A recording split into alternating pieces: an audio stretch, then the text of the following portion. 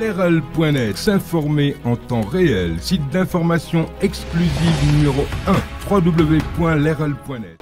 Mon frère, merci, président de la République de Gambie, my dear brother, President George Weah, President of the Republic of Liberia, Monsieur Aristide Gomes, Premier ministre de Guinée-Bissau. D'abord, permettez-moi, chers congressistes, de remercier du fond du cœur, en votre nom et au mien propre, mes collègues chefs d'État, qui, malgré les calendriers, malgré les contingences, ont trouvé le temps de venir jusqu'ici pour partager avec nous ce moment historique. Merci du fond du cœur. Madame la Présidente de l'Internationale libérale, Monsieur le Président d'honneur de l'Internationale libérale, Messieurs les représentants, Monsieur le vice-président du Parti communiste chinois, Monsieur le représentant du Parti AKP de Turquie, Mesdames et Messieurs les représentants des partis amis, Mesdames et Messieurs les chefs de parti de la majorité présidentielle de la grande coalition Benno Bokk Yakaar, chers camarades militantes et militants, chers amis de la diaspora, Mesdames et Messieurs en vos rangs, grades et qualités, encore une fois, permettez-moi, puisque je le tire du fond de mon cœur, de saluer les chefs d'État et de gouvernement qui nous ont fait l'insigne marque d'amitié et de fraternité en rehaussant de leur présence cette cérémonie d'investiture, moment important de notre vie politique. À mon nom et au nom de tous les leaders de partis, coalitions, mouvements de soutien, au nom de nos militants et de nos militantes, de nos sympathisants, au nom de tous les Sénégalais, je vous dis merci. Je voudrais également remercier les milliers de militants qui déjà venus du pays profond, pour certains, ont passé la nuit dans ce temple et dans ses environs. Ñu ngi masawu coono ñu nekk ci biti. Malheureusement, la salle ne pouvait contenir toutes les délégations. Ils ont bravé le vent, la chaleur, la fatigue pour ne pas rater ce rendez-vous historique. Qu'ils soient tous remerciés.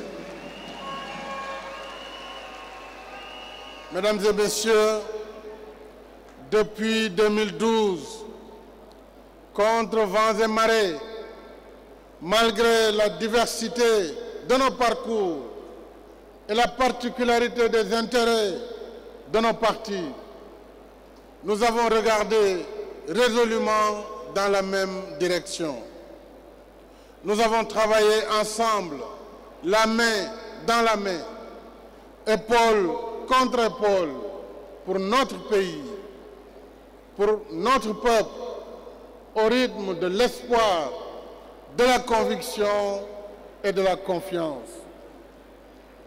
Si nous avons bravé les intempéries, travaillé la main dans la main, épaule contre épaule, c'est parce que nous avons été fidèles à la longue tradition de notre peuple, faite d'ouverture, de capacité de dépassement et d'unité lorsque le pays le demande.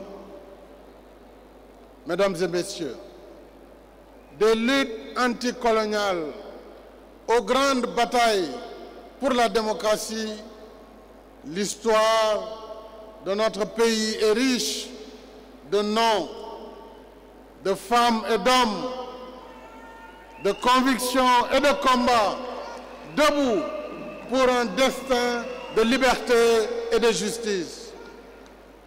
Terre de refuge, terre d'honneur, le Sénégal est fier d'avoir été façonné par des hommes et par des femmes qui ont glorieusement porté le flambeau de l'indépendance nationale, de la liberté et de la démocratie.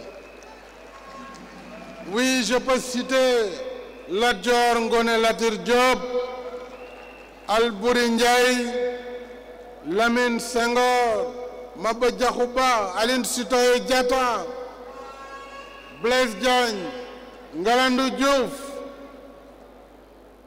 Mamadou Dia, Abdoulaye Ly, Majmoud Diop, Seydou Sissoko, Cheikh Anta Diop, Babacar Niang, Madia Diop, Babacar Sané, Mbaba Guissé, Ibrahima Sarr et les vaillants cheminots de Thiès, sans oublier les jeunesses patriotiques, progressistes et démocratiques des années 70.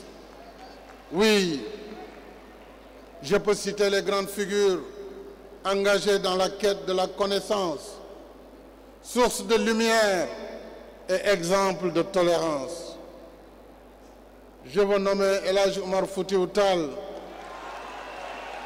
Cheikh Ahmadou Bamba Khadimou Rassoul, Seydi El Hadj Malick Sy, Seydina Limamou Laye, Thierno Souleymane Baal, Cheikh Abdoulaye Niass, Cheikh Al Islam, El Hadj Ibrahima Niass, Serigne Amary Ndak Seck, Cheikhna Bounana Kounta, Thierno Mamadou Seydou Ba, Thierno Ahmadou Baro,